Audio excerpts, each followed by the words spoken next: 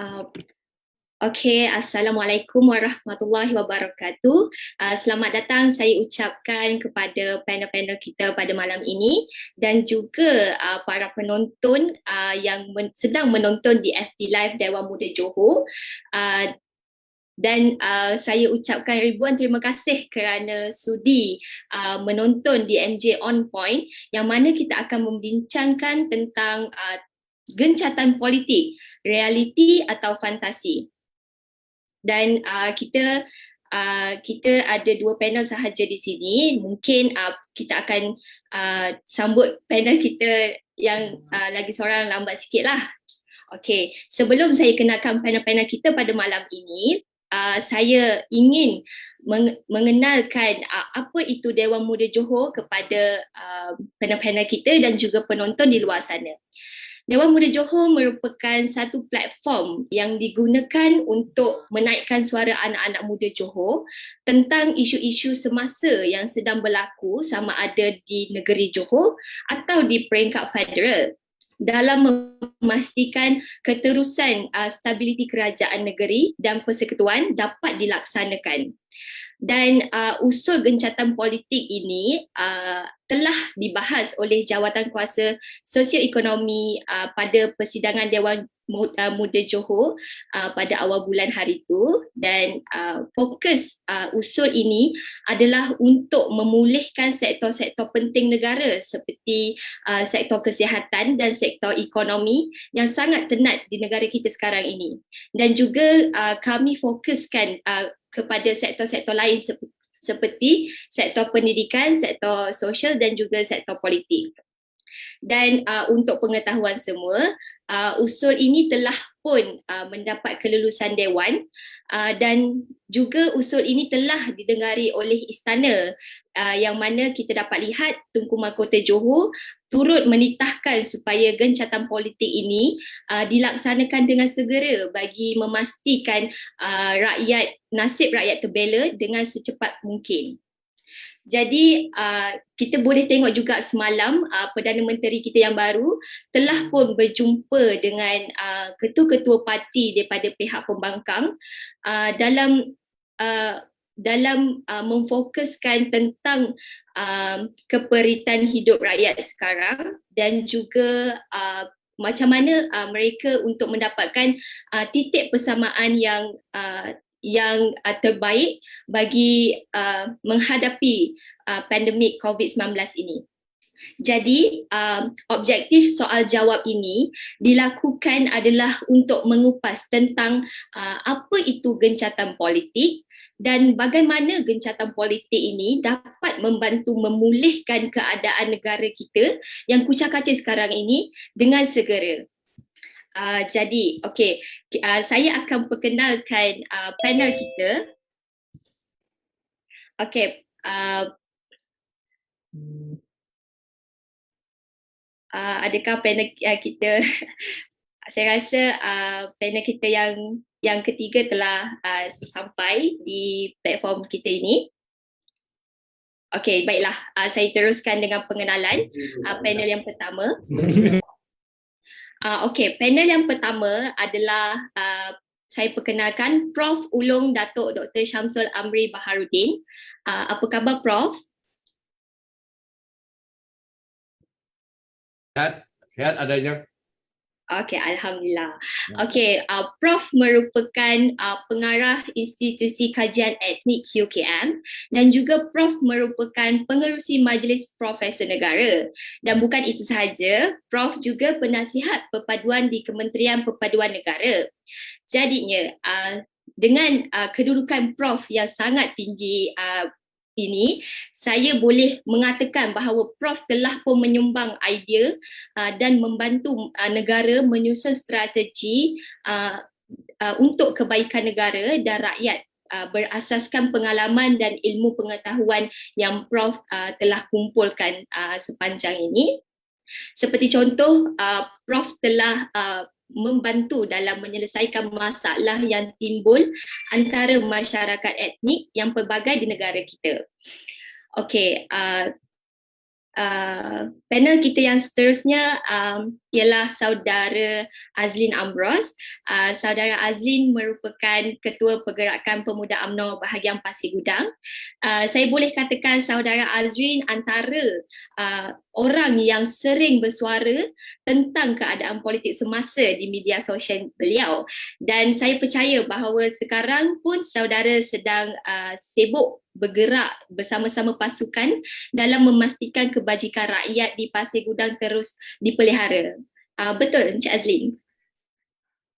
It's not for me to say that lah. Tak apa, it's okay. Terima kasih. Okay. Seterusnya panel kita ialah saudara Hishamuddin Rais. Tuan Hisham, adakah Tuan Hisham di siaran kami?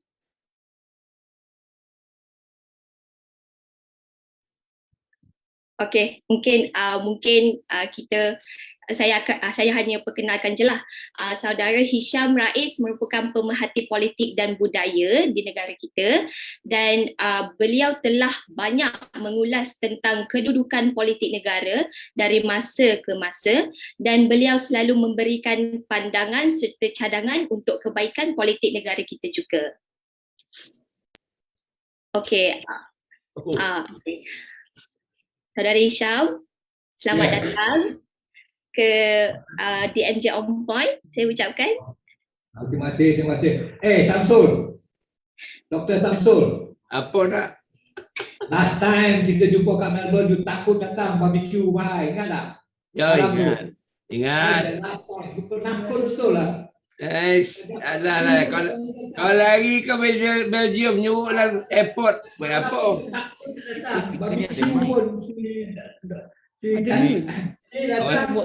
Orang tak tahu kita orang lama tau. Ha? Apalah nak. Okeylah, sebab jumpa lah. Apalah. Nak cari durian petasih lah. Beberapa puluh tahun dulu Cari durian petasih. Dari Pontai kat Geylang. Okey, saya kira platform ini juga digunakan untuk jejak kasih ya antara Prof dan juga Hisham. Jejak kasih. Jadinya Tuan Hisham, saya terangkan sedikit lah kenapa kita bawakan perbincangan tentang gencatan politik ini adalah disebabkan Jawatan Kuasa Sosioekonomi Dewan Muda Johor telah pun membawa usul gencatan politik ini pada persidangan Dewan Muda Johor pada awal bulan yang lalu. Dan fokus kami hanyalah untuk menggesa kerajaan memulihkan sektor-sektor penting negara seperti sektor kesihatan dan ekonomi yang sangat tenat sekarang ini dengan dalam kadar yang segera. Okey, jadinya saya terus ke soalan yang pertama ya.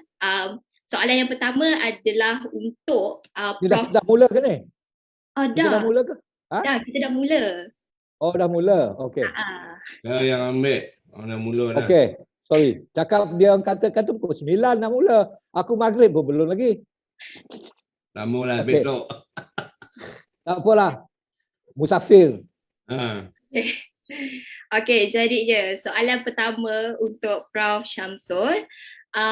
Apa pandangan Prof tentang gencatan politik sekiranya ianya diimplementasikan oleh kerajaan terkini, dan apa yang telah atau sedang atau patut dilakukan oleh Prof sebagai penasihat perpaduan kepada Kementerian Perpaduan Negara bagi memastikan bahawa semangat perpaduan dapat dipupuk kembali seperti dahulu, sebab pada saya semangat perpaduan pada zaman dahulu antara rakyat Malaysia sangat kuat, tidak seperti sekarang, di mana sekarang ramai orang yang telah membawa ideologi masing-masing di media sosial yang menyebabkan ianya berlaku perpecahan dalam perpaduan kita. Dan apakah cadangan yang boleh Prof ketengahkan untuk wujudkan semangat perpaduan daripada akar umbi bagi memupuk kepercayaan atau genuine trust tentang kebaikan gencatan politik ini untuk dilaksanakan? Okey, terima kasih. Soalannya panjang macam jawabnya. Yang penting sekali, saya sebenarnya tak setuju perkataan gencatan ni. Ni macam perang lah, macam peperangan pula. Pada saya, kita tidak menghadapi perangan. Kita menghadapi bertikam lidah tetapi tidak berperangan. Ini cara saya melihat apa yang berlaku di Malaysia. Bertikam lidah ni bunyinya mudah tapi sebenarnya mewujudkan perumpamaan itu adalah suatu perkara yang sangat penting dalam tradisi kita untuk menyimpulkan sesuatu yang berat. Ya. Jadi, saya tidak meringankan apa yang berlaku. Tapi dalam politik, kalau tidak ada konflik, apa politik itu? Ini juga jadi soalan yang kita harus jangan bimbangkan. Yang kita bimbangkan ini ialah kerana percakaran politik di tengah-tengah cabaran COVID dan juga ekonomi. Itu yang kita risaukan. Dan kerisauan ini dijelmakan dalam pelbagai bentuk. Apatah lagi dalam media sosial, kan? Yang banyak sekali lah terjemah dalam media sosial. Tetapi apakah ahli politik ambil peduli akan hal ini? Ini yang saya tanyakan selalu, ya, kerana kita dapati seolah-olah ada terpisah atau jurang antara keinginan politik dengan kuasanya dengan rakyat yang nak hidup aman sejahtera. Jadi ini satu gap yang rasa saya susah juga kita nak tutup lah. Dan saya tak anggap ini perpecahan. Saya anggap ini adalah perbezaan pandangan dalam ketika krisis ini. Ya, iaitu nak mencari jalan untuk penyelesaian masing-masing. You mesti ingat dalam kerajaan, di kalangan ahli politik sekarang ni kita dah ada kabinet, orang yang dalam kabinet Mahathir, dalam kabinet Mahathir, dalam kabinet Najib yang sekarang jadi pembangkang. Jadi sebenarnya pembangkang ni bukannya orang lain juga. Orang sama juga. Semua pakai tukar baju pasukan bola aja. So, pada umumnya saya melihat mereka ini ada pengalaman dan faham apa yang berlaku. Jadi mereka bukan sengaja hendak membelakangkan rakyat, tapi mereka juga mementingkan diri. Ahli politik self interest itu memang itu perkara yang penting sekali untuk mendapat sokongan, untuk mendapat dana dan untuk mendapat kuasa. Jadi rasa saya pergelutan hari ini semuanya berkait dengan nak jadi ketua lah, nak jadi menteri ke, perdana menteri ke. Jadi ini hiru-birukan di kalangan rakyat. Jadi kita pun rasa macam apa sebenarnya berlaku di atas. Jadi saya nampak yang susah, yang perlu gencat senjata ni ialah orang di atas. Rakyat bawah ni menunggu je. Ya. Saya rasa saudara Nur Azlin dah faham sangat. Dia di bawah ini memperjuangkan mendapatkan satu suara di kalangan orang ramai ini dan memberitahu pemimpin, tengoklah kami ni, dengar-dengarlah pandangan kami. Jadi ini yang saya rasa yang sangat penting untuk kita. Jadi caranya sudah ada. Semuanya berpengalaman. Jadi saya tak boleh kata menteri-menteri sekarang ni pembangkang tak ada pengalaman. Semuanya ada pernah jadi timbalan Perdana Menteri, jadi menteri tu, menteri ni. Jadi yang jumpa YB Sabri tempoh hari yang tanda tangan, 4 orang tanda tangan, semuanya ahli kabinet dulu. So pada saya kita janganlah menggembar-gemburkan sangat keadaan ini. Jadi mereka memang sepadu. Jadi sekarang bila dah Agong kata mesti buat baik-baik, jangan makan yang kalah, jangan makan yang menang, yang menang jangan makan yang kalah. Tapi semua konyang. Tapi pada saya ini adalah cara mereka. Takkanlah kita nak tunggu Agong nak bagi kita arahan. Ini semua kadang-kadang saya segan juga kan. Pangkat tinggi-tinggi nak tunggu Agong bagi arahan. Jadi dah macam cikgu besar sekolah jadinya. Jadi pada saya, kita ada pandangan, kita ada pendirian. Kita memerintah. Jadi pada saya, keadaan sekarang bukanlah tenat sangat sehingga mesti ada gencatan. Yang perlu sekarang ialah kerjasama. Kerjasama untuk membolehkan perjalanan check and balance dan sebagainya berlaku. kerana masing-masing telah berpengalaman, masing-masing pernah jadi menteri, timbalan menteri, speaker dan sebagainya. Mereka tahu apa peranan ini. Kadang-kadang saya ingat mereka ni pura-pura juga macam tak tahu, tapi sebenarnya mereka tahu. Jadi itu yang saya tak risaulah dari segi itu. Pasal kita kelebihan di Malaysia ni, we like tongue wagging but not parang wielding. Itu kehebatan orang Malaysia ni. Bila bercakap, panas. Dengar Isyamuddin cakap, terbakar Universiti Malaya tu. Kalau kita dengar dia bercakap masa speakers corner tu. Itu saja respon saya. Okey, baiklah Prof. Terima kasih atas respon yang membantu untuk kami berfikir tentang apa yang telah dibentangkan. Dan soalan yang seterusnya adalah untuk Tuan Hisham. Saya ingin bertanyakan dari segi practicality lah dalam kalangan parti politik itu sendiri dan gabungan antara parti seperti Perikatan Nasional dan juga Pakatan Harapan, apakah yang perlu dibuat oleh kedua-dua komponen ini terhadap memastikan mesej tentang kerjasama politik ini sampai demi untuk memulihkan kesihatan dan ekonomi negara kita? Terima kasih Dewan Muda Johor Bahru, Profesor Samsul, Nor daripada parti dan juga pengacara. Ini saya tentang gencatan senjata ni saya bersetuju kerana sebenarnya politik perang ialah apabila perbincangan kita gagal maka kita berperang dan kemudian kita berbincang. Sekarang ini proses itu, kalau kita gagal berbincang ni kita akan berperang. Jadi sekarang ini perbincangan. Gencatan senjata ini metafora.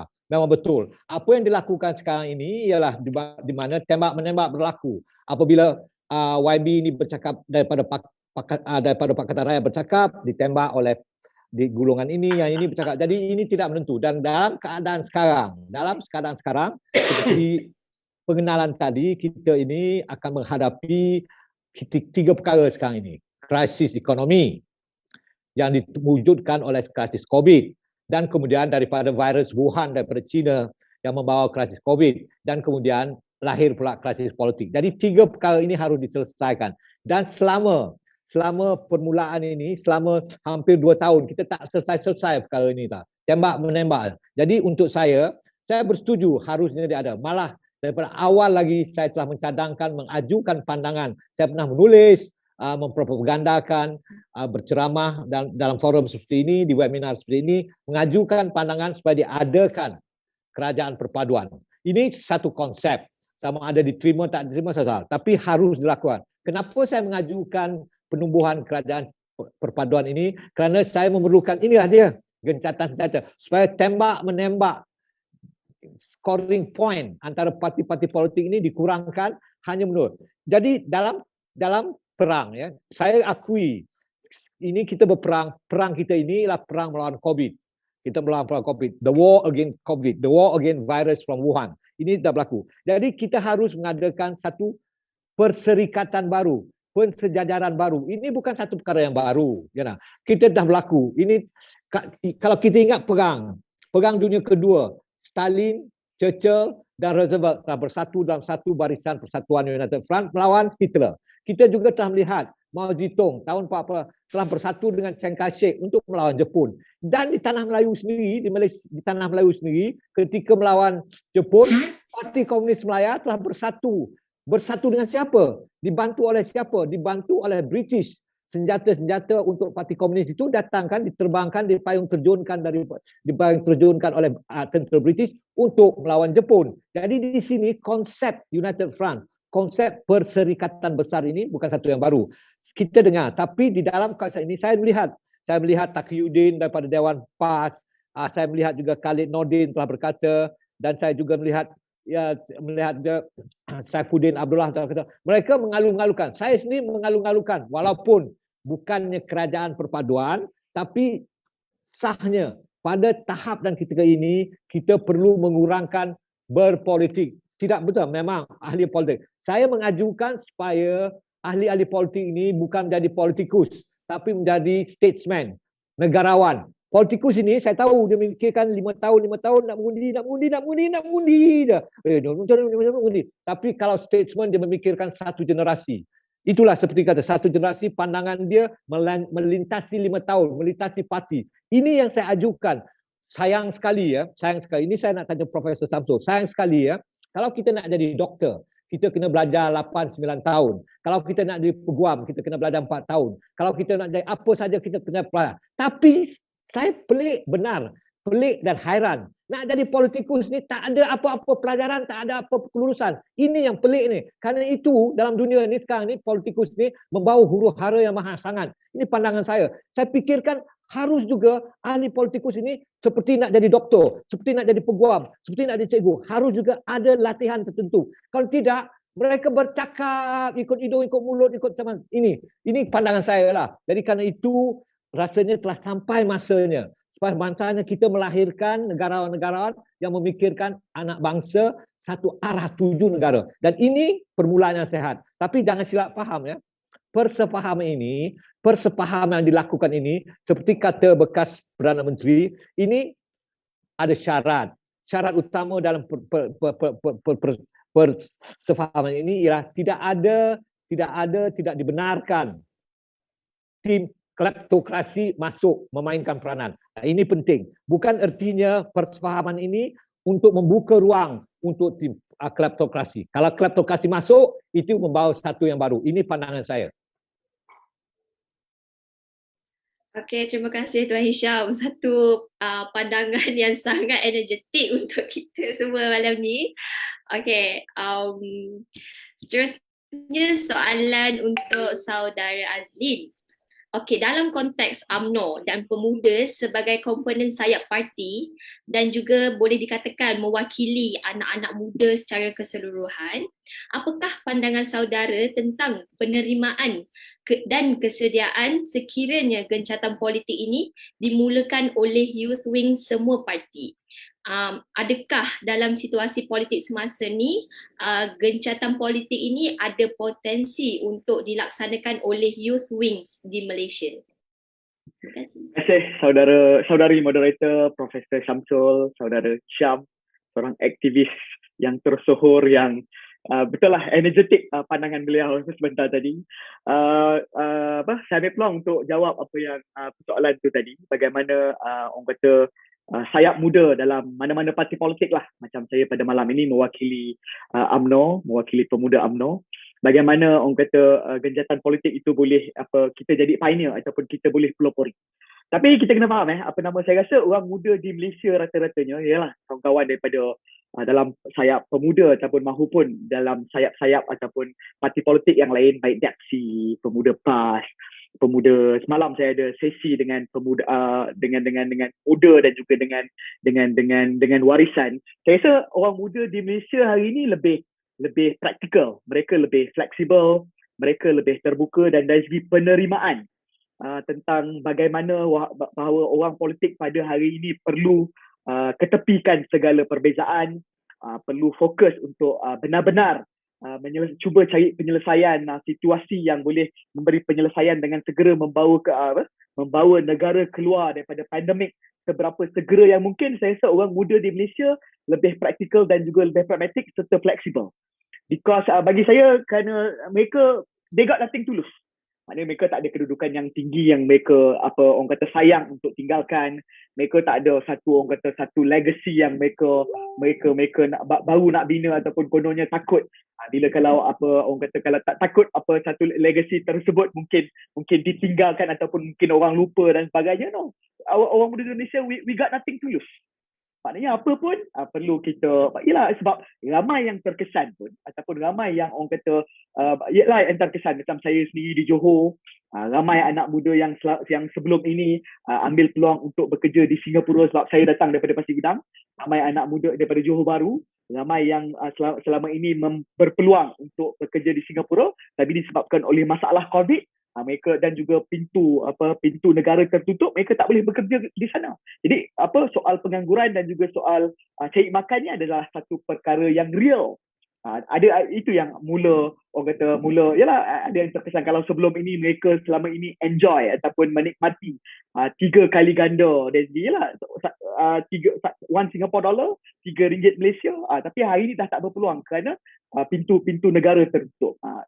Lagilah meninggalkan kesan. Jadi orang muda pada hari ini memang orang kata kalau boleh, yalah, tapi masalahnya banyak perkara yang berlaku orang tua ke atas. Macam Prof Samsul kata tadi kan, mereka-mereka yang ke atas yang tentukan. Kalau tengok daripada dalam kalangan 220 orang ahli parlimen tu semua pun orang tua. Kita pun rasa kecewa lah, ataupun rasa kesal lah, seolah-olah macam nasib kita pada tahun 2021. Ingat hari ni kita dah berada pada tahun 2021 yang sepatutnya kita dah cerita tentang soal lain. Maknanya orang dah cerita tentang soal segala-galanya mesti berdasarkan sains, segala-galanya dah orang kata advancement of technology. Namun hari ini kita masih stuck dengan political actors ataupun aktor politik yang sama sejak tahun 1998. Orang yang sama. Tun Mahathir, Anwar Ibrahim. Masa tu saya tingkatan 1 lagi. Hari ni umur saya dah 36 tahun. Tapi orang kata seolah-olah Malaysia ni ketinggalan 25 ke 30 tahun ke belakang. Walhal kita dah berada pada tahun 2021, nasib masa depan dan juga hari ini, apa yang berlaku dengan Perdana Menteri yang ke-9 masih juga ditentukan oleh orang tua. Jadi bagi saya nak menjawab persoalan, saya rasa orang muda di Malaysia ni, tak kira lah daripada latar belakang parti mana pun, saya rasa mereka lebih terbuka, lebih dari segi penerimaannya, lebih fleksibel, they got nothing to lose. Maknanya orang kata tak adalah risau kedudukan tergugat, harta kekayaan bertimbun-timbun akan lepas dilesap, tak ada peluang dan sebagainya. No, saya tak rasa itu. Yang mereka nak adalah orang kata masalah yang sebenarnya orang kata yang sebenarnya memang membelenggu orang muda pekerjaan, tak dapat pergi sekolah. Kalau kepada ibu-ibu ataupun ibu bapa muda, anak dah 2 tahun ni. Dah 2 tahun anak tak boleh pergi ke sekolah. Bayangkan bagaimana orang kata dari segi interaction anak, bagaimana dari segi orang kata pembangunan mindanya, bagaimana dari segi pendedahan dalam bilik darjahnya, macam mana patutnya mereka bina orang kata social skill untuk berkawan dan sebagainya. Itu semua peluang yang terlepas. Tapi itu semua tak difikirkan oleh kerajaan yang terdahulu, dan harapan hopefully dengan hopefully benda-benda ni dapat hanya dengan apabila kita berjaya keluar daripada pandemik yang kita sedang hadapi pada hari ini, mungkin kita boleh kembali kepada kehidupan normal, insyaAllah. Okey, terima kasih Saudara Azlin. Saya sebagai orang muda sangat bersetuju dengan apa yang telah dibentangkan oleh saudara. Okey, berbalik kepada Prof Syamsul. Tadi Prof ada mengatakan bahawa pelantikan Perdana Menteri sekarang dan sebelum ini Perdana Menteri yang ke-8 adalah dengan kuasa YDPA. Jadi, adakah peranan aktif YDPA ini bagus ataupun tidak? Sebab bila kita tengok bila mereka yang muda-muda ini menggunakan hashtag kerajaan gagal terhadap kerajaan yang sebelum ini, dan kerajaan tersebut telah pun dilantik, Perdana Menteri tersebut telah pun dilantik dengan kuasa YDPA, dan di situ mendatangkan perspektif yang tidak elok oleh rakyat terhadap perlembagaan kita. Dan juga mereka telah pun, saya ada bacalah dekat Twitter tu, inilah punca dinaikkan secara haram macam itu, dan saya boleh katakan zaman sekarang ni orang susah nak discover perlembagaan kita, dan sehubungan dengan itu perlu tak undi percaya di parlimen dilakukan berbanding dengan SD? Saya berpandangan bahawa dalam satu Twitter yang saya baca, dia kata rakyat Malaysia ni ngundi sekali Perdana Menteri 3. Jadi kalau dilihat dari segi perniagaan dan jual goreng pisang, ini good deal lah kan. Tapi pada saya, perspektif popular ni penting untuk kita fahami mengapa mereka kata demikian. Yang berkata tu orang muda tu, agaknya dia berniaga gagal oleh kerana COVID ni. Jadi dia nampak macam kerajaan ni dah berniaga. Dia you buy one you get 3. Oh, itu macam apa tu, macam tu sogo nampak bunyinya. Yang penting sekali pada saya ialah ada satu macam masalah dalam literasi perlembagaan ni, kefahaman mengenai perlembagaan. Ini penting, perlembagaan sangat penting. Perlembagaan ini pada saya adalah satu negotiated document, dokumen yang telah dirundingkan. Maknanya ada ketika tak bersetuju, ketika bersetuju, dan poin-poin itu dimasukkan dalam perlembagaan. Dan perlembagaan ini juga menerima tafsiran daripada pelbagai pihak, bar council lah, daripada peguam, daripada NGO yang concern mengenai negara kita dan pelaksanaan pelonggaran, misalnya gerakan bersih. Ini semua mempersoalkan perkara-perkara ini. Untuk Parlimen memberi undi percaya kepada Perdana Menteri, pada saya tak relevan lah, sebab yang paling relevan dia telah diabsahkan bila dia angkat sumpah. Takkan 2 kali nak akad nikah. Ini tak betul. Apa yang akan berlaku dalam Parlimen ialah pengukuhan dan sokongan kepada jawatan dia sebagai Perdana Menteri. Itu saja fungsinya. Bukan mengabsahkan. Saya kadang-kadang risau juga pemberita istilah bahasa Melayu ni, dia tak faham ke? Absah ni penting, besar, dan telah diabsahkan, angkat sumpah, tak mempecah rahsia dan sebagainya. Jadi perlembagaan hanya mencadangkan kalau berlaku apa-apa hal yang tidak bersetuju selesai di Parlimen. On the parliamentary floor. Itu yang dinyatakan. Jadi seharusnya ini telah berlaku semasa Perdana Menteri Mahyudin dulu. Dia harus membuat itu untuk membolehkan dia ni, walaupun dalam kapal yang turun kejap kiri, kejap ke kanan, kejap bengkok ke mana dia pergi, tapi dia kena mencari panduan ini dari Parlimen. Ini dia yang masalah yang paling besar, sehingga menimbulkan cadangan daripada Yang Tuan Agong supaya ada pula pengesahan. So kadang-kadang saya nak cakap banyak pun kan, Sedition Act nunggu je. Jadi pada saya, lainlah macam Isyamuddin, dia boleh lari, saya tak boleh lari ke mana.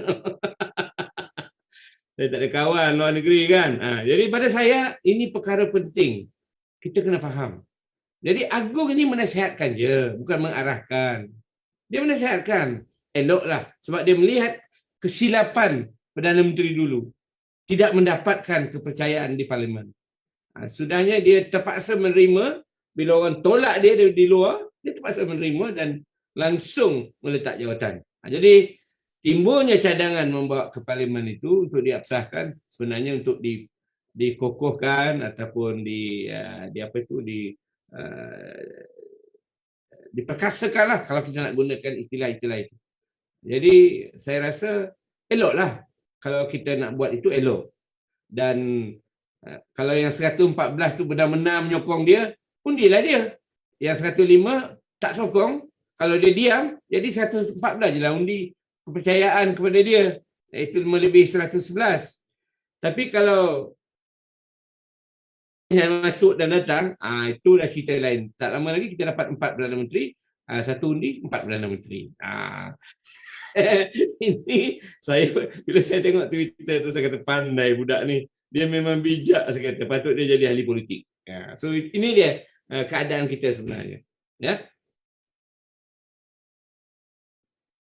Okey, faham Prof.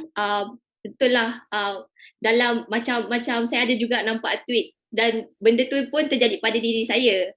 Saya penerima vaksin AstraZeneca yang mana kita perlu tunggu selama 2 bulan, dan sementara saya nak tunggu untuk second dose ni, saya dah dapat 2 Perdana Menteri.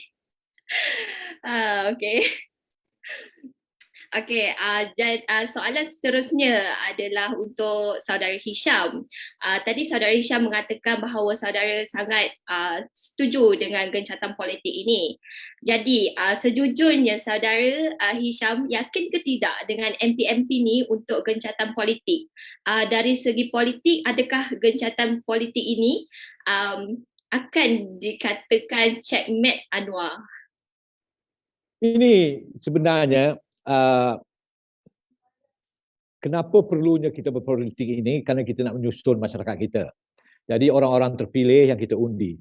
Jadi di sini kita harus melihat dari mana datangnya punca kuasa. Punca kuasa ini.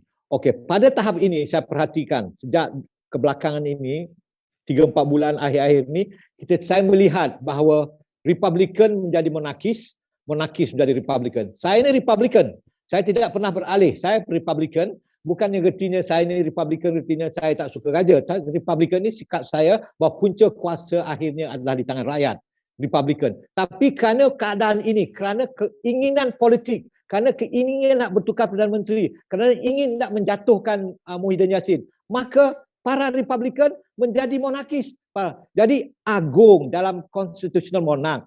Dia dinasihatkan oleh Perdana Menteri. Ini bukan saya nak membodek Muhyiddin Yassin, tapi ini hakikat. Saya juga bukan seorang peguam, tapi dari apa pemahaman saya, iaitu agung hanya menerima cadangan, pandangan dan itu. Ini kita sistem ini, sistem parliamentary demokrasi ini yang ditinggalkan oleh British kepada United Malay National Organisation, perlembagaan ini. Jadi kita menerima pakai. Kalau tak bersetuju, kita boleh ubah. Jadi punca kuasa sebenarnya adalah di tangan rakyat. Hakikatnya, Puan tanyakan sama ada ini akan berterusan atau tidak. Untuk saya, akhirnya, gelombang ini, gelombang kestabilan ini untuk 1 tahun, 1,5 tahun, 2 tahun ini, sebelum akhirnya parliamentary ini, seharusnya kita ada satu yang dipanggil mengenap, calming down situasi, bahawa untuk kita menumpukan segala fikrah kita kepada melawan COVID. Itu saya setuju.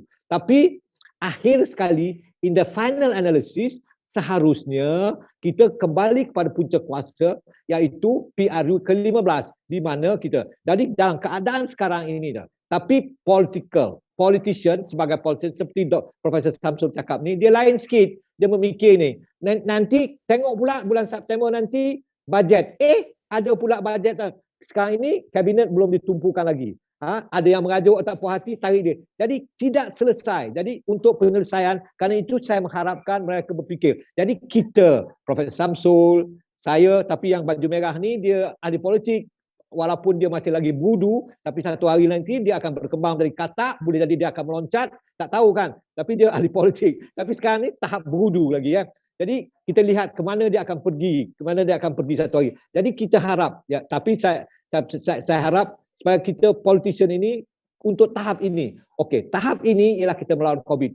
Saya katakan, walaupun katakan Muhyiddin Yassin ke Sabri ke Mahathir ke Anwar jadi Perdana Menteri, COVID ini tidak dapat ditumpaskan. Kita harus jujur mengatakan masalah yang dihadapi oleh Malaysia ini sama masalah yang dihadapi oleh Korea, Taiwan, di United States Amerika, di mana-mana seluruh dunia ini sedang dilanggar oleh pandemik. Jadi kita harus berjujur bahawa ini satu masalah. Tetapi pada ini, dalam kejujuran kita menerima hakikat kita ini diserang pandemik, kita juga mesti jujur menerima bahawa kita tidak harus bergaduh sesama sendiri. Ini satu tahap. Kita tahu ini masalah global, kita tahu ini semua dihadapi oleh kita, tapi kita juga harus tahu berbesar hati, terbuka hati mengatakan, okey, dalam keadaan sekarang saya meredakan. Itulah gencatan senjata. Kepada anak-anak muda ya, kepada anak-anak muda, ketika saya di Universiti Melaya dulu, saya mengajukan slogan. Slogan ketika itu ialah pemuda hari ini pemimpin masa depan. Saya alihkan, pemuda hari ini ialah pemimpin hari ini. Akhirnya Profesor Samsul dah sama sebaya dengan saya, di sini saya setahun jaga. Tapi akhirnya in the final analysis, dunia ini adalah milik anak muda. Jadi anak muda ini, kalau saudara tahu, General Union of Palestinian Student itu GAPS, the Youth Wing, dia mengasak Fatah, dia mengasak gerakan-gerakan, dia mengasak. Jadi peranan orang muda ini penting. Dia haruslah betul, anak muda tidak memiliki beban, dia tidak memiliki beban 1MDB, dia tidak memiliki hutang, dia tidak ada nak beli kereta Audi, nak cari bini baru. Itu semua dia tak ada. Jadi kerana itu tak ada awet tak tahulah, tapi kata ada bini kedua, bini ketiga, tak ada saham, tak cari pingpong. Jadi mereka lebih bebas. Kebebasan ini, kemudahan yang membawa kebebasan ini harus digunakan selengkapnya. Saya tak tahulah nanti tiba-tiba pula dah tahu pula main 1 juta, 2 juta, dah lah. Jadi beban politik ini. Jadi kerana itu saya mencadangkan universiti kebangsaan ataupun ni mengajukan profesor ni, mengajukan supaya politikus kita juga nak jadi politikus ni mesti ada education, mesti ada. Saya nak jadi doktor, saya kena belajar jadi doktor. Saya nak jadi filmmaker, saya kena 8 tahun, 7 tahun, 5 tahun. Kenapa nak jadi politikus? Mereka ini, siapa mereka ini? Mereka ini adalah lawmaker, pembuat undang-undang. Tapi mereka sendiri bebal, tidak tahu undang-undang, tidak tahu. Ini yang membahayakan. Ini negara hari ini, bukan saja di Malaysia, globally, peranda yang berlaku ini, seperti permulaan intro pengacara tadi, bahawa racial keadaan tu, ini yang membawa keadaan cuba camping kita sekarang ini, politikus lah mereka yang betul, mereka cucuk sini. Kenapa 5 tahun sekali dia nak jadi YB? Yang muda pakai baju merah kawan kita ni, Nur ni, tak tahu lagi ya, tapi saya katakan dia masih lagi bodoh. Apabila dia dikatak nanti dia bersedia nak melompat.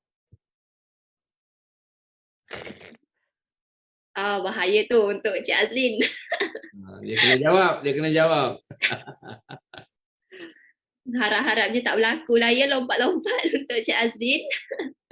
Okay. Ya, 12 orang tinggal dalam UMNO, saya tetap UMNO insyaAllah. Terbaik. Okay. Dan seterusnya soalan untuk Cik Azlin. Tadi Cik Azlin bersetujulah bahawa orang muda patut mulakan gencatan politik ini. Dan orang muda patut naik dalam era politik kita. Okey, soalan saya, adakah macam mana saudara Azlin nak menyangkal persepsi orang yang lebih tua daripada kita bahawa orang muda itu belum cukup makan garam untuk mentadbir negara, dan adakah UMNO bersedia untuk rejuvenasi UMNO ni? Berapa peratus bakal calon bawah 40 yang boleh UMNO ketengahkan untuk masa akan datang? Soalan ni pun memang dah berbau retorik. Peremajaan, rejuvenasi politik ni bukan hari ni saya baru dengar. Saya dah dengar daripada mula-mula saya masuk masa zaman saya belajar sampai zaman saya mula-mula masuk dalam pemuda, daripada peringkat cawangan naik ke bahagian dan sebagainya, memang dah orang kata kita dah dimain-mainkan, diumpan oleh orang tua bahawa parti ini perlu direjuvenasi, parti ini perlu diremajakan, tapi pelaksanaannya tak juga. Sampai time pilihan raya adalah 2-3 muka. Yelah, ini saya bercakap bagi pihak UMNO dan juga Barisan Nasional lah. Adalah 2-3 muka yang baru yang diketengahkan. Tetaplah ada muka-muka yang sama yang kita lihat pada hari ini. Bila tengok track record, berapa penggal dah pegang jawatan, ada yang cecah 5-6 penggal. 5-6 penggal kali lah 5 tahun. Mungkin ada yang cecah 25 ke 30 tahun. Tapi apa nama perubahan generasi itu sebenarnya kita harus akui lah bahawa Prof Syamsul pun mungkin dari segi observation beliau boleh sahkan bahawa dalam mana-mana perubahan generasi ni dia tak mudah tak mudah untuk berlaku, banyak proses yang terlibat dan ianya tak semudah yang kita orang kata dalam praktikal ataupun pelaksanaannya tak semudah yang kita anggap dalam teori. Mungkin senang untuk kita katakan tapi susah untuk dilaksanakan. Kerana macam Cik Syam juga cakap tadi lah, orang tua ni bila dah pegang jawatan bukan saja dia dah selesa berada di tampuk kuasa, mereka juga selesa dengan orang kata dengan attention, dengan highlight daripada media, dengan orang kata dikerumuni oleh populariti dan sebagainya. Itu yang tambah bini, tambah kereta dan sebagainya. Tapi bila nak dah sampai tahap tu, nak melepaskannya, nak berjiwa besar, saya tak rasa ramai ataupun saya tak rasa mudah untuk dilakukan.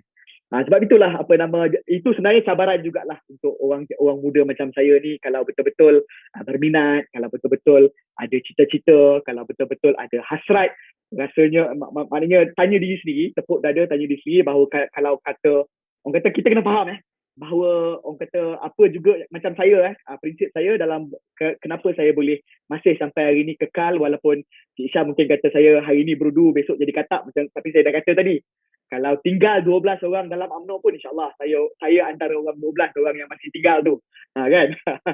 Sebab dah pernah diuji pun 2018 ramai yang meninggalkan UMNO tapi kita tetap steady, kan. Orang kata tak terhegeh-hegeh ataupun tak berkiblatkan kuasa dan kedudukan semata-mata. Jadi pembangkang 22 bulan saya rasa lagi shock, lagi best. Bantai orang, kritik, apa orang kata, cabar diri sendiri untuk bagaimana bergerak ataupun jadi pembangkang yang berwibawa.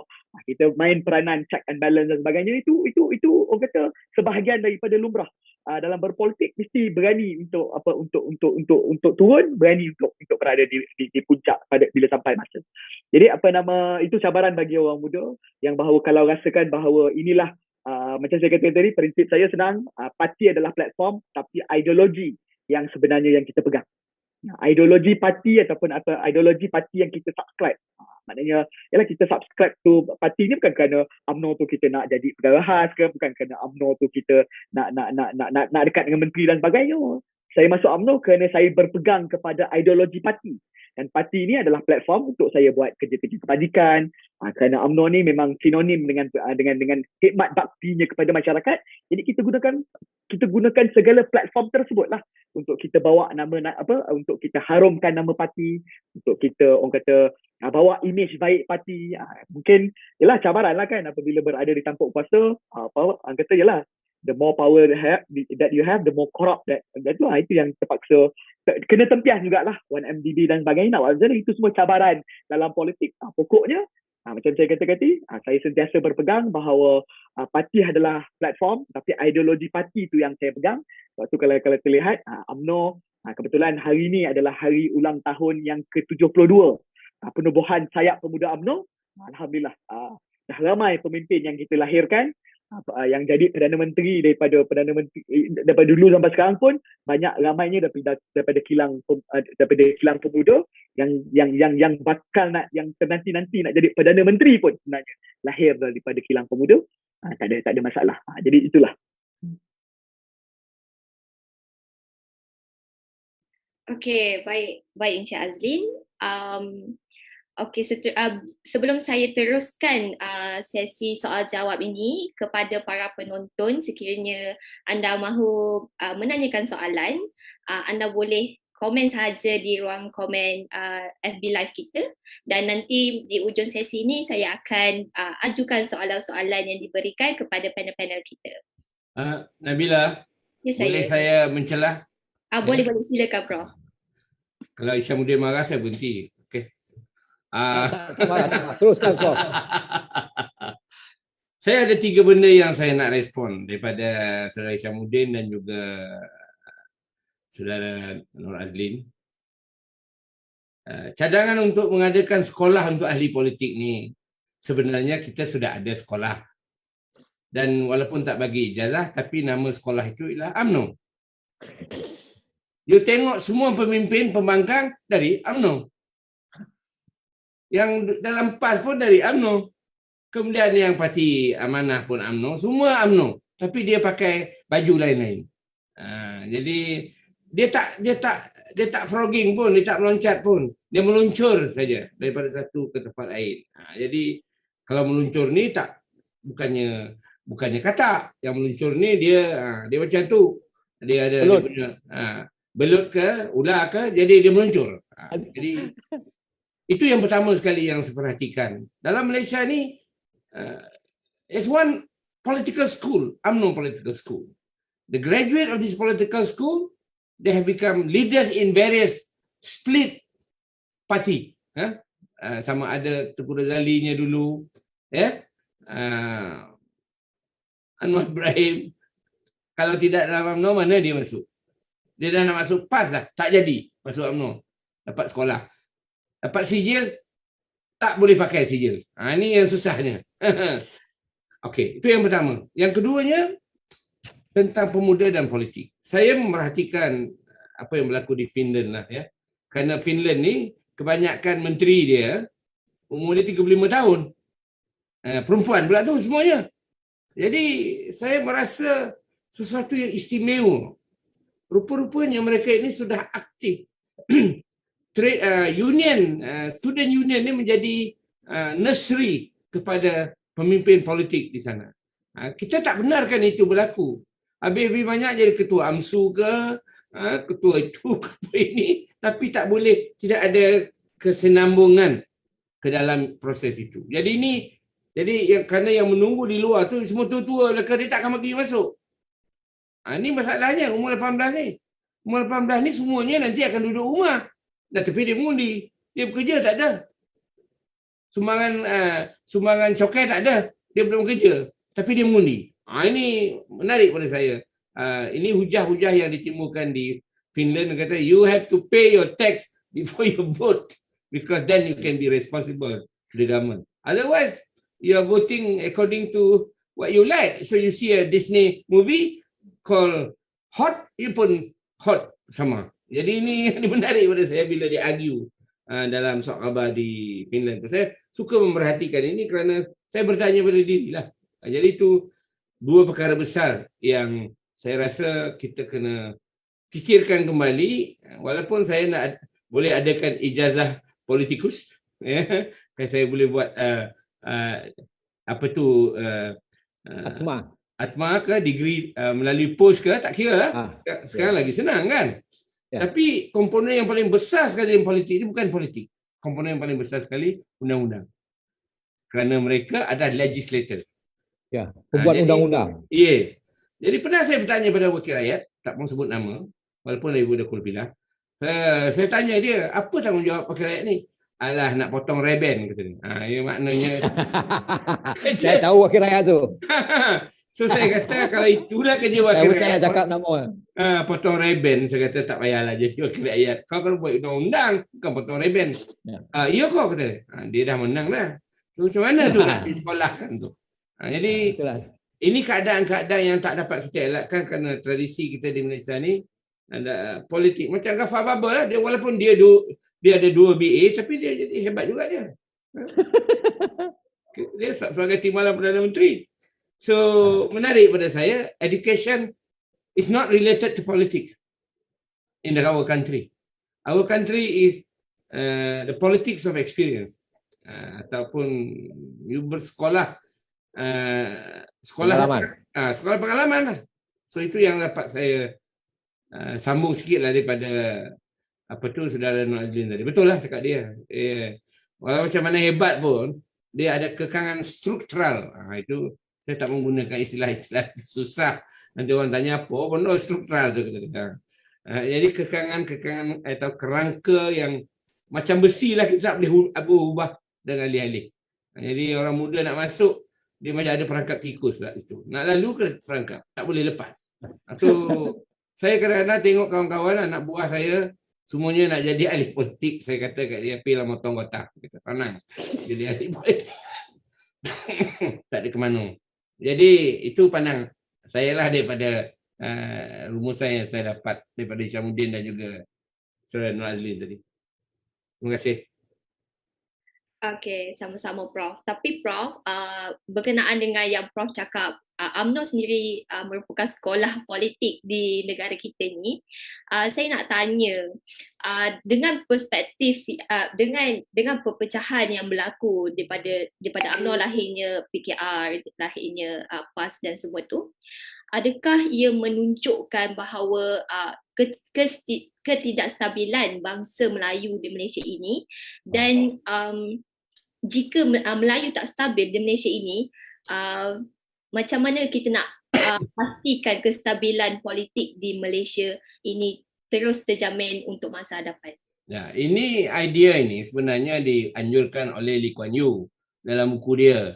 Dia mengatakan Malaysia ini tak boleh jadi satu negara yang aman kalau tidak orang Melayu memerintah.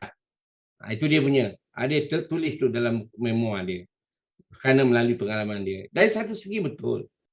Tetapi kalau kita kata orang Melayu ini bersatu, ini saya kadang-kadang dimarahi oleh ramai kawan-kawan lah. Saya kata, mengapa sultan kita 9 kan? Lepas tu saya lagi 9. Negeri 9 dia tak boleh cari nama yang cantik.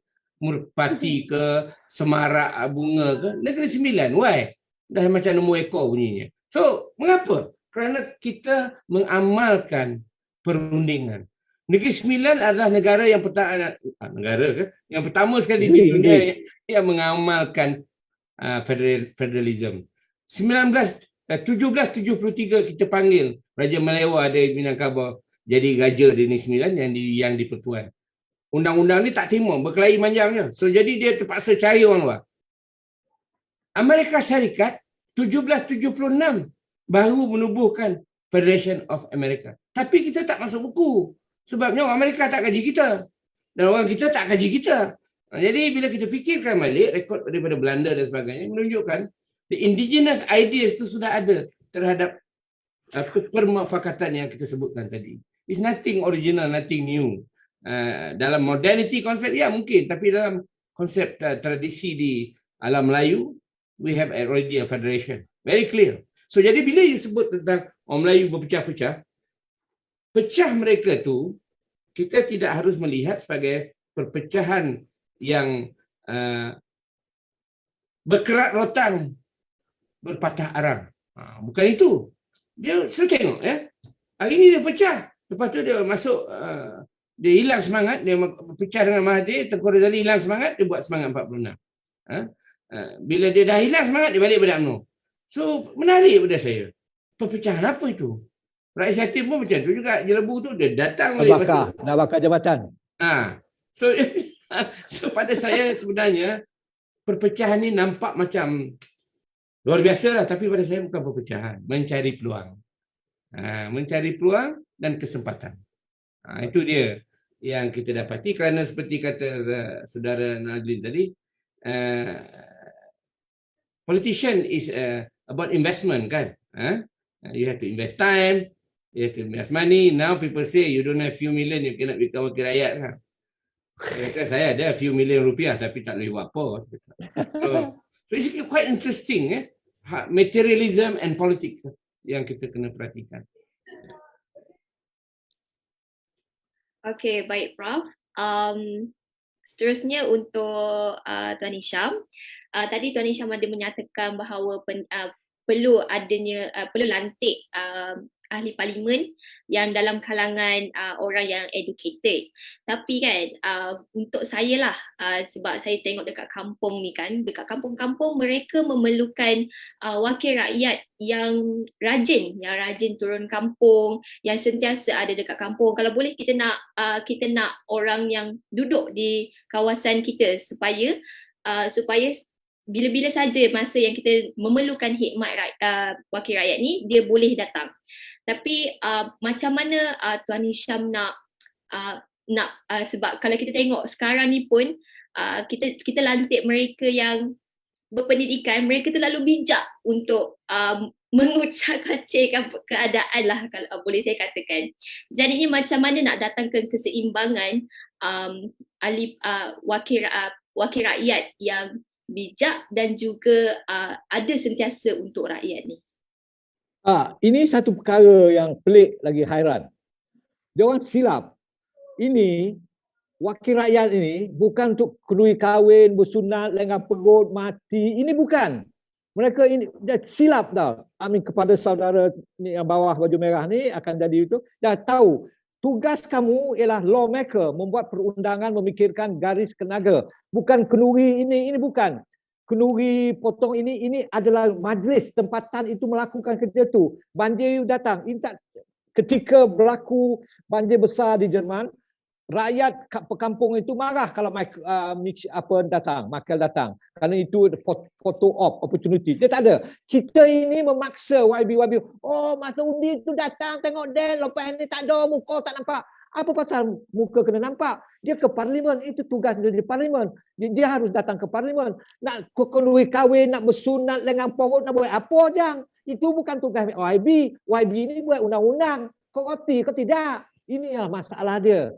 Kita pula orang kampung tak nak tengok muka. Apa sahaja nak tengok muka dia? Dia membaca apa dia perundangan.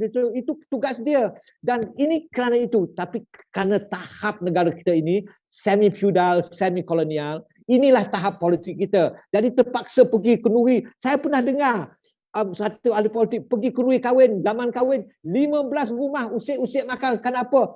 Ini bukan kerja dia, bukan tugas dia. Lenggang perut ni bukan tugas dia. Apa hal pula bersunat anak-anak? Tak ada. Ini bukan tugas. Ini hanya watak politikal dalam tahap dunia ketiga, terutama dunia ketiga ini. Saya tak tahu di Latin Amerika, saya tak tahu di mana, tapi saya tahu di Malaysia ini, di India, inilah dia. Jadi ini silap. Ahli politik ini ialah lawmaker, mereka duduk di parlimen membincangkan undang-undang. Tak perlu. Okey, sekali-sekali dia datang merasmikan, berbincang, berforum bersama. Keintelektualan dia itu harus ditahapkan, pemikiran, fikrah dia harus ditinggikan, pembacaan. Jadi, dia tak ada bersama rakyat. Kenapa dia harus pergi pula kenuri-kenuri? Tak ada. Membuang-buang masa. Dia bukan digaji untuk itu, dia digaji untuk berfikir, karena itulah. Karena itu bukannya dia berfikir untuk membelikan Audi baru, cari bini ketiga macam tu, bukan. Tugas dia ialah untuk duduk parlimen membincangkan fasa ni, kata undang-undang, melihat, mengkompet. Itu dia. Jadi jangan, tidak ada untuk saya peranan lama ini yang ini untuk saya menolak. Political party ini tak. Kalau tidak dia membuang masa saja. Kerana itu harus yang muda ini harus melakukan satu revolusi pembudayaan kepada kepimpinan baru. Harus kata bukan, ini bukan tugas ni. Tugas wakil rakyat ini ialah the lawmakers, they are legislative, pembuat undang-undang.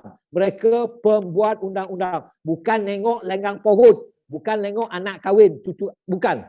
Itu mesti dimasukkan di dalam kepala. Jadi ini tidak masuk lagi. Kenapa? Kerana itulah saya katakan persekolahan. Ya betul, persekolahannya ada hanya satu United Malay National Organisation. Betul. Tapi ada juga, memang betul ada satu sekolah, tapi harus dikembangkan, harus fikrah-fikrah baru, pandangan-pandangan baru, harus jalur-jalur fikrah baru. Kerana ini penting.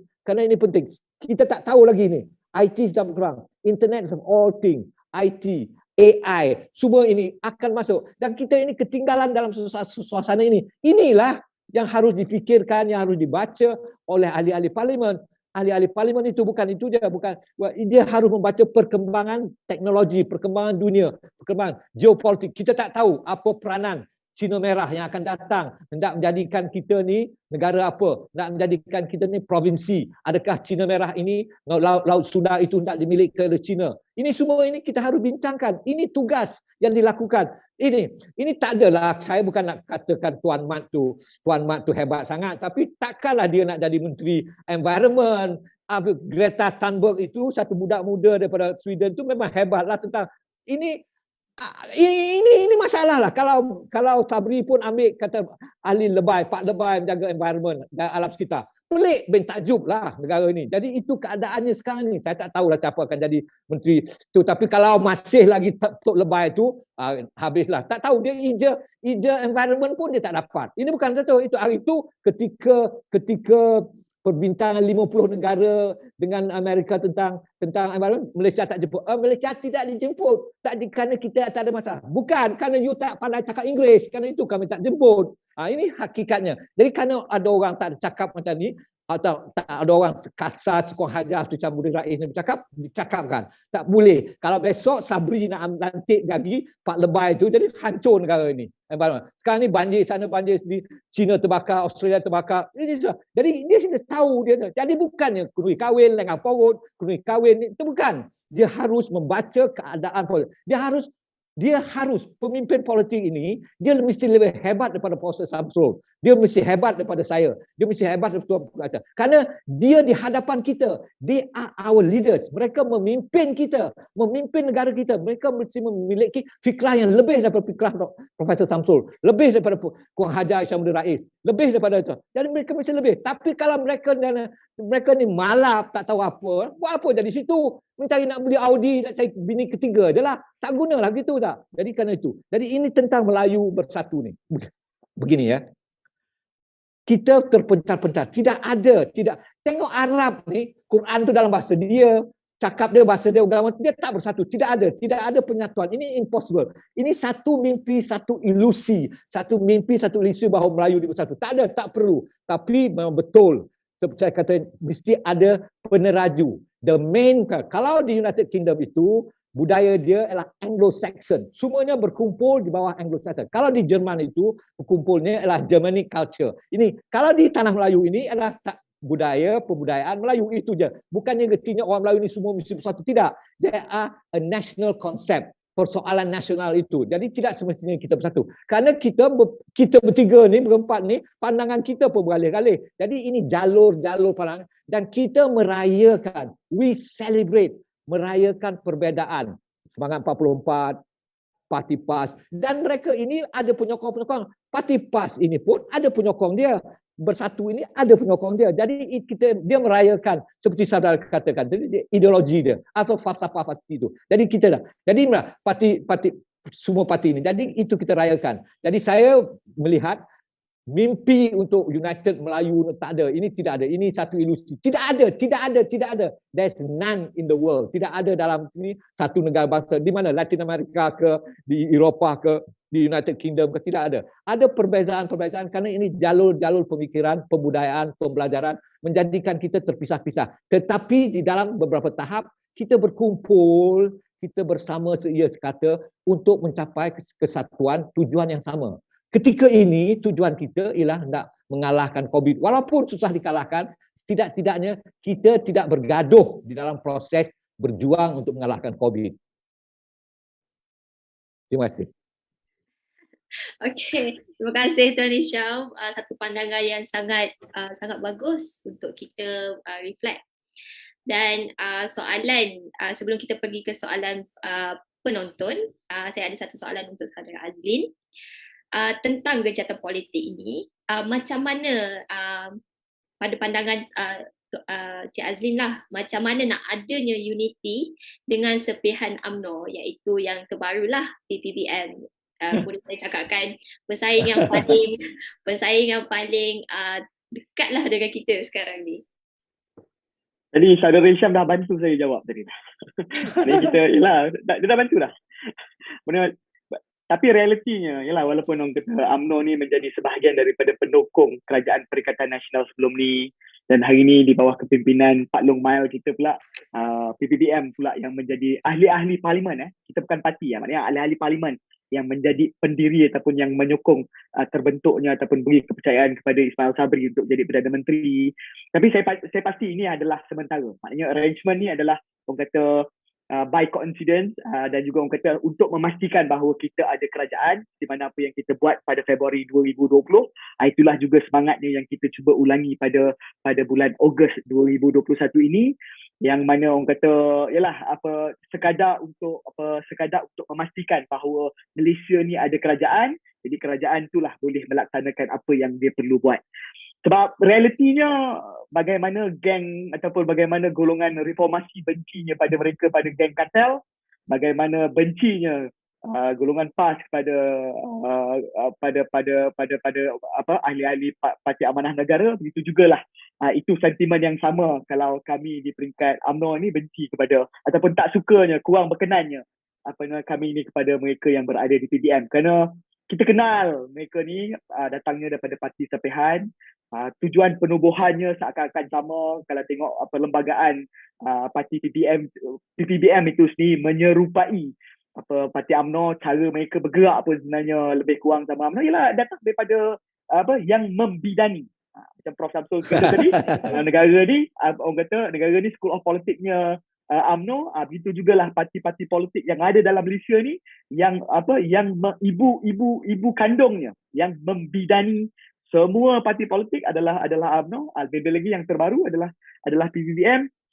Susahlah untuk kita tu. Dan satu lagi macam politik Melayu ni pula, yalah, macam saudara Hisham tadi dah sentuh, orang kata politik Melayu ni memang tak mungkin dapat merupakan satu khayalan ilusi yang kita ni boleh bersatu.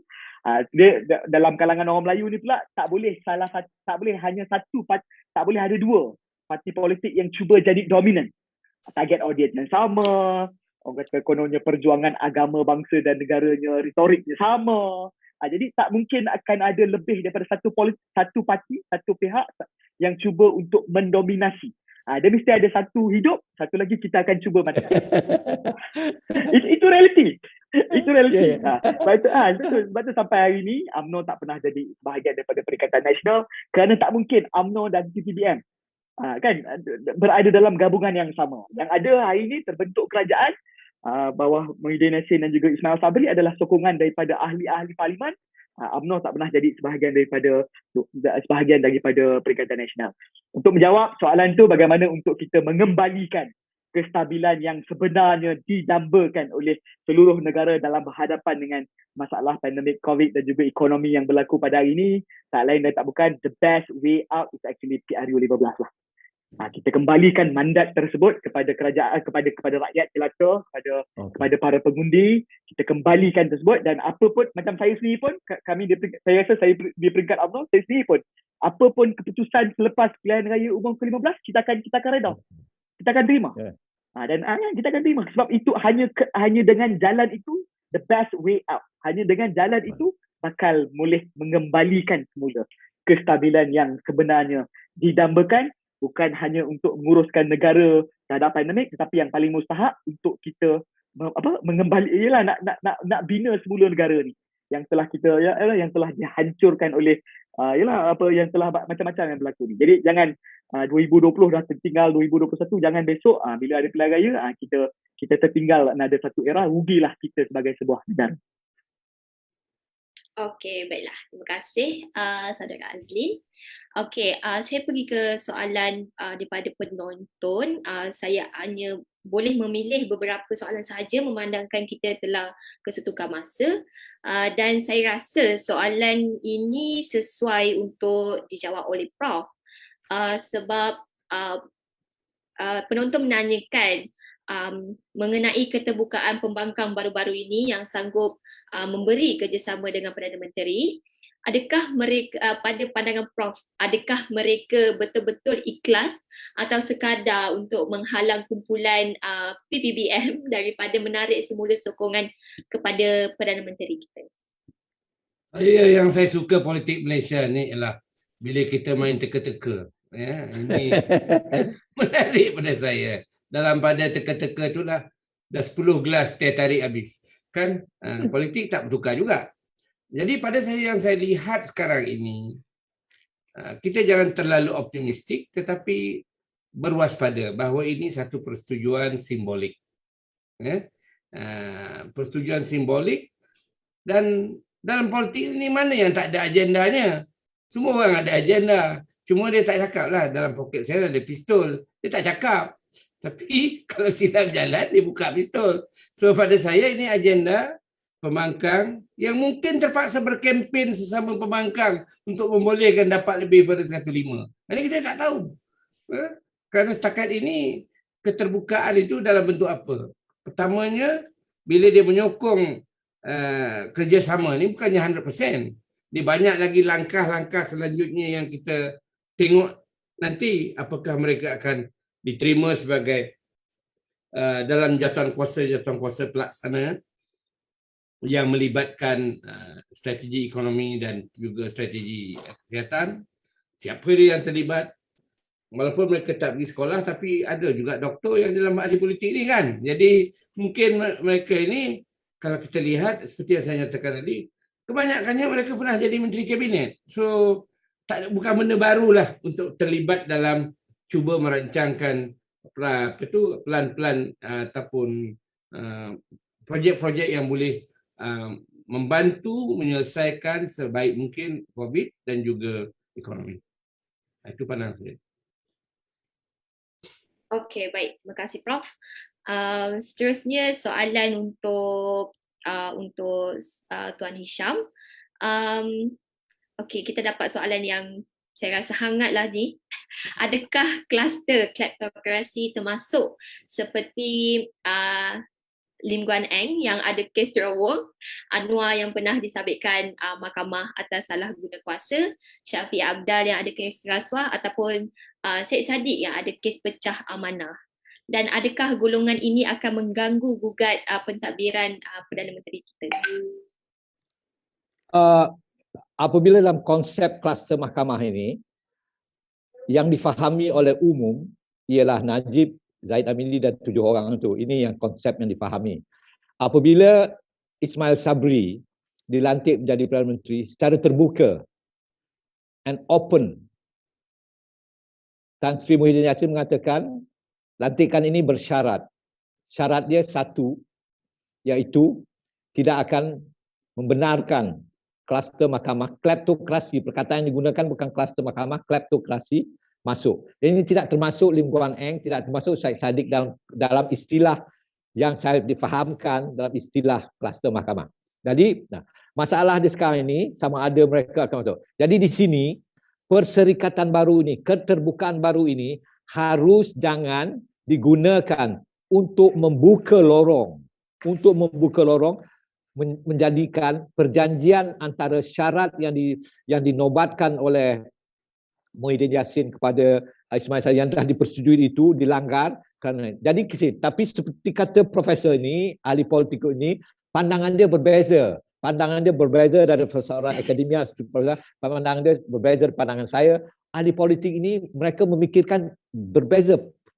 Saya memikirkan untuk negara masa depan, tapi mereka memikirkan lain untuk kuasa, tata, titi. Jadi kerana itu kita harus melihat bahawa akan berlaku dalam masa terdekat ini. Contohnya apabila lihat nanti jual beli, tarik dorong ini berlaku apabila siapa dapat jadi apa, siapa jadi apa di dalam menteri. Ini akan berlaku. Ada yang akan kecewa ada. Dan ini akan menganjakkan lagi ada. Dan di mana akan berlaku nanti bulan September nanti akan berlaku akan ada apa yang kita panggilkan perbincangan untuk meluluskan belanjawan negara. Ini boleh jadi, saya tak akan sokong ini, ini semuanya. Jadi ini keadaan ini akan timbul. Jadi kerana majoriti yang dimiliki oleh Sabri ini hanya 114.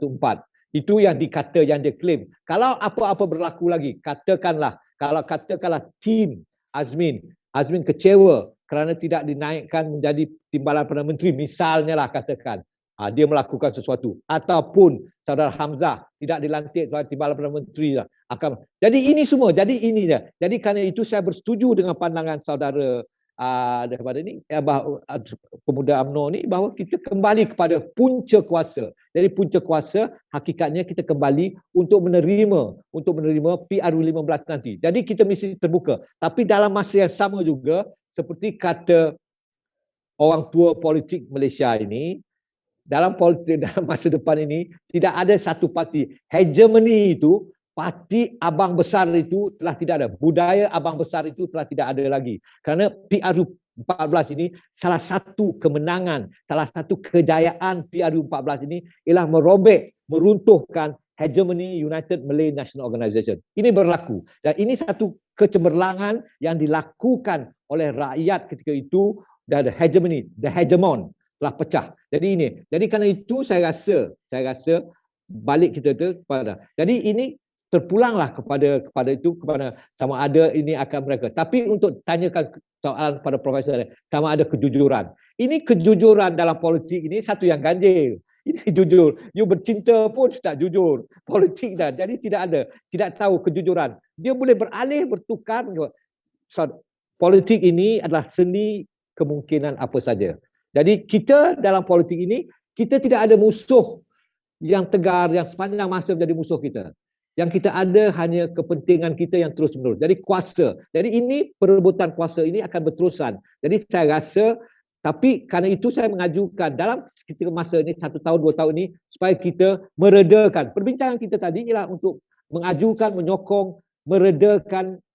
Saudara Profesor Samsul tak suka dengan gencatan senjata, kita redakan. Scoring point, tembak sana, tembak sini. Kalau Taqiyuddin cakap ni, Mat Sabu cakap macam ni, tembak macam ni. Kalau Lim Guan Eng cakap macam ni, jadi ini tidak membawa kesadaran. Dan ini kerana keadaan COVID ini menjadikan hingga kan angka COVID pun dikatakan dipolitikan.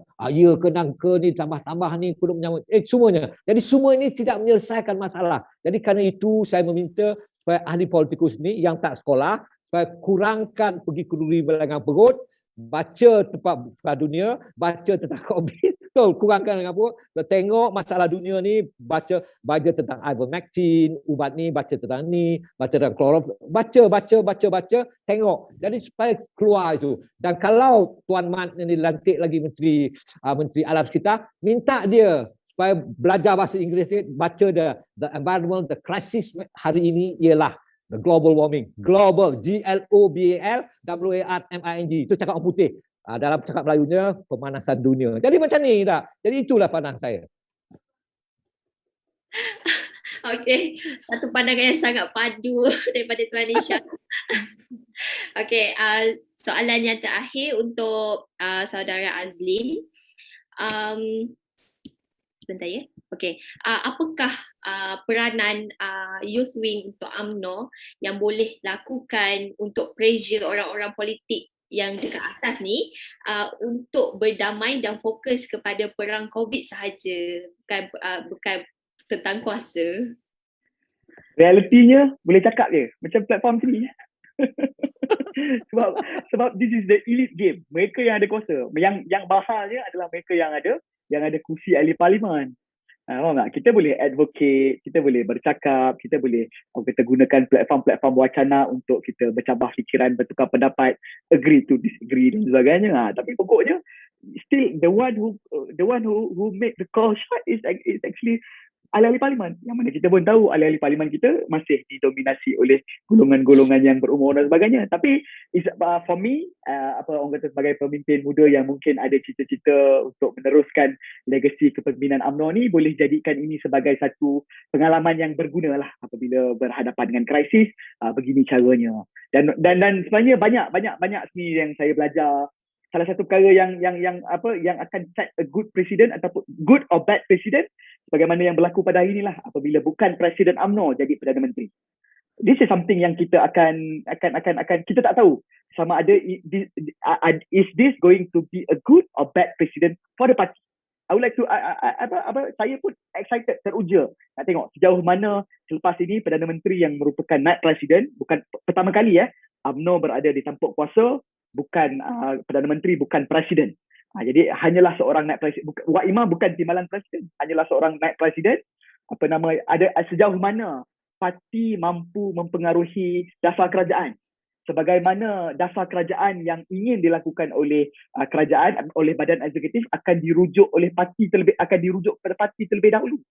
Kerana bagi saya kalau Perdana Menteri datang bukan presiden, orang kata kalau dia tak dapat sokongan penuh daripada parti, mungkin susah untuk dia dapat sokongan, mungkin susah untuk kita jentera di bawah nak backup, mungkin susah dari segi segala-galanya lah. Dan juga yelah, kita takut itu mungkin akan dijadikan, yelah macam saya katakan tadi, I'm quite excited to wait for that, sama ada ianya akan dijadikan sebagai satu good or bad president for my party. I would like to see that. So itu satu perkara. Satu lagi perkara yang sebenarnya apabila dalam krisis seolah-olah macam UMNO ni tak dapat untuk kita tak boleh nak move on ataupun masih orang kata still at someone else's mercy. Contoh macam Perdana Menteri inilah Ismail Sabri pun masih orang kata nasib dan masa depan beliau selaku Perdana Menteri paling lama ke paling sekejap ke still at someone else's mercy. So orang kata adakah arrangement sebegini sesuatu yang baik untuk politik kita pun tak tahu. Tapi satu perkara yang saya point pada malam ini yang saya belajar adalah macam apa yang saudara Syam cakap, bahawa kita berjaya break the hegemony itu, mungkin itu boleh dijadikan sebagai satu perkara yang boleh kami dalam rakan-rakan saya dalam kalangan pemuda boleh mula fikir bagaimana untuk kita pastikan UMNO boleh sesuaikan diri dalam landscape ataupun suasana politik baru yang mungkin lepas ni tak ada lagi two party system dan mungkin lagi tak ada satu-satunya parti yang seolah macam abang besar yang mampu dictate ataupun mampu set all the term. Yang ni mungkin sesuatu yang saya sendiri pun mungkin boleh bawa perkara ni dalam perbincangan dalam kalangan rakan-rakan pemuda yang mungkin kita boleh lihat dari situ mungkin kita boleh main peranan. Itu pandangan saya lah. Okey, terima kasih Cik Azlin.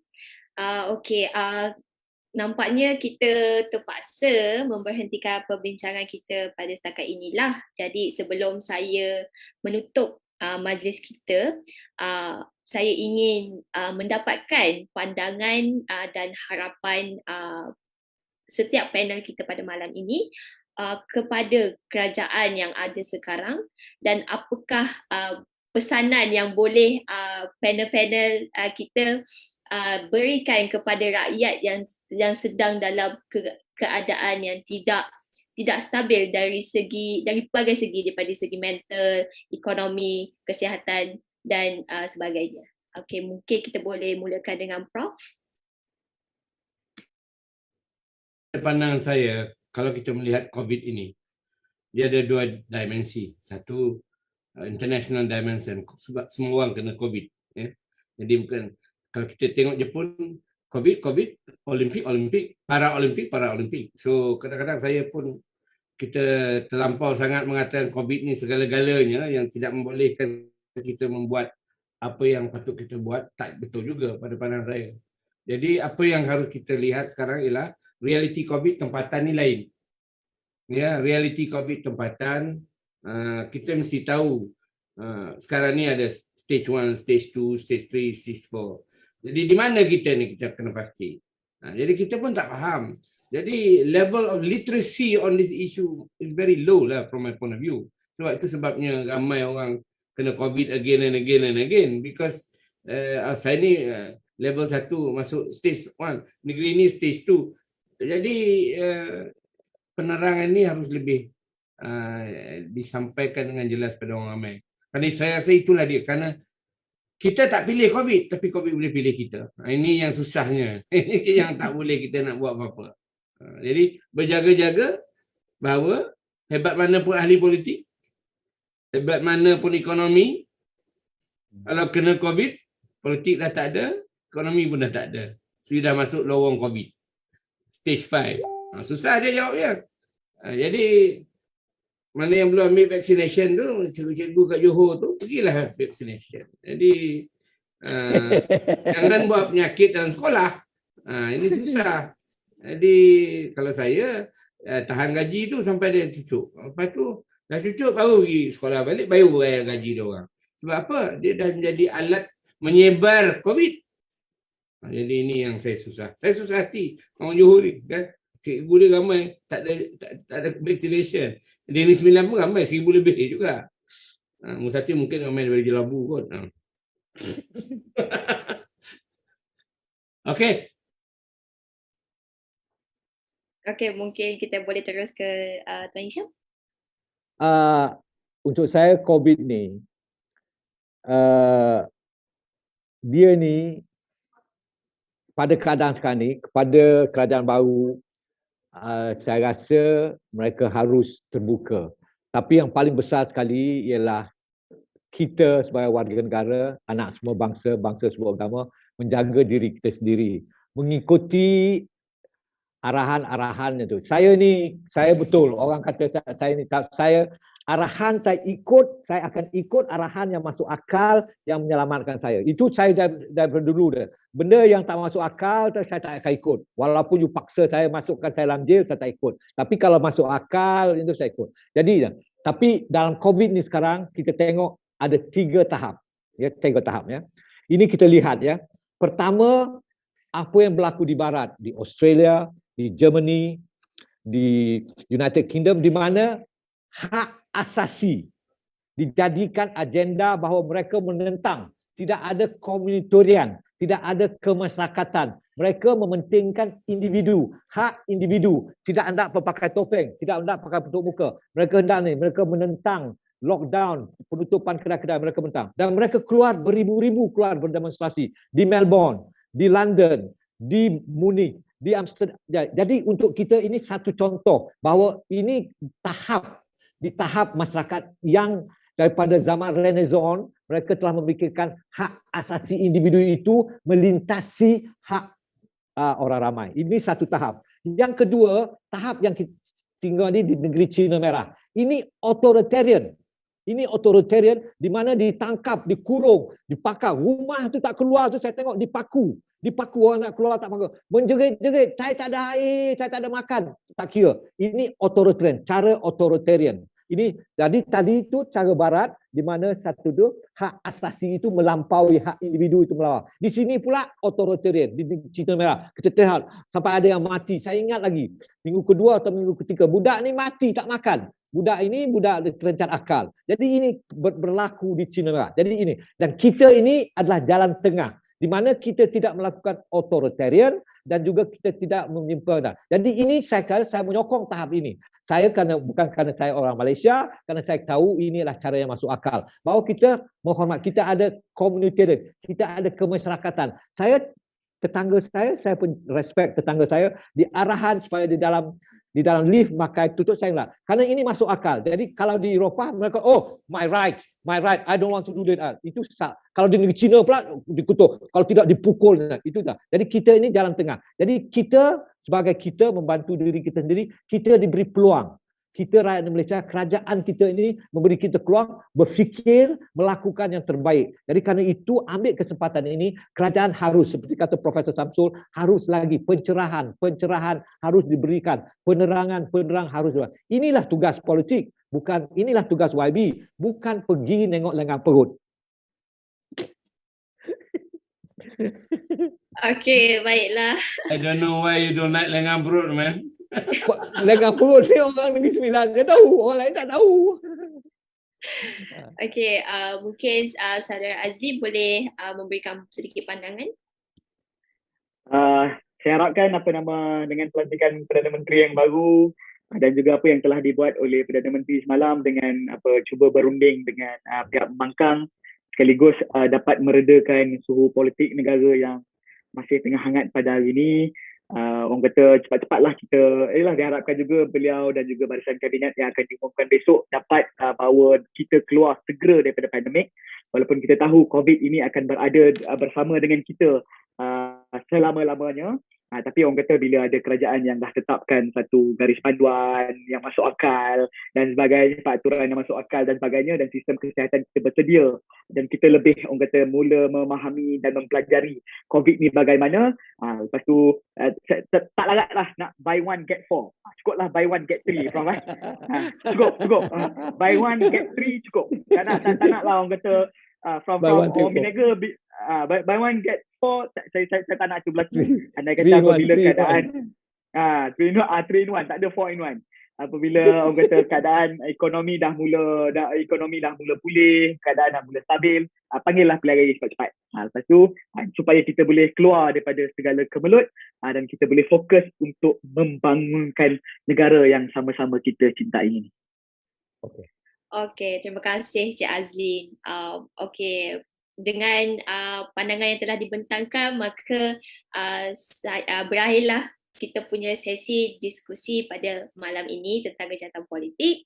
Dan sebelum saya tamatkan, saya ingin mengucapkan ribuan terima kasihlah kepada Prof Syamsul, Tuan Hisham dan juga Cik Azlin kerana sudi meluangkan masa untuk berbincang tentang gencatan politik ini bersama Dewan Muda Johor. Jadi sebelum kita tamat, untuk para penonton dan juga panel-panel, ulangan siaran langsung ini boleh didengar di podcast Dewan Muda Johor, dan maklumat lanjut boleh didapati di www.dewanmudajohor.com, iaitu website Dewan Muda Johor sendiri. Jadi untuk semua panel, saya ucapkan selamat maju jaya dan semoga sentiasa sihat dan jaga diri, jaga SOP. Dan juga untuk semua penonton, jaga diri dan jaga SOP. Hashtag kita kawan. Terima kasih. Hashtag kita kawan. Terima kasih Profesor. Terima kasih. Profesor dengan parut.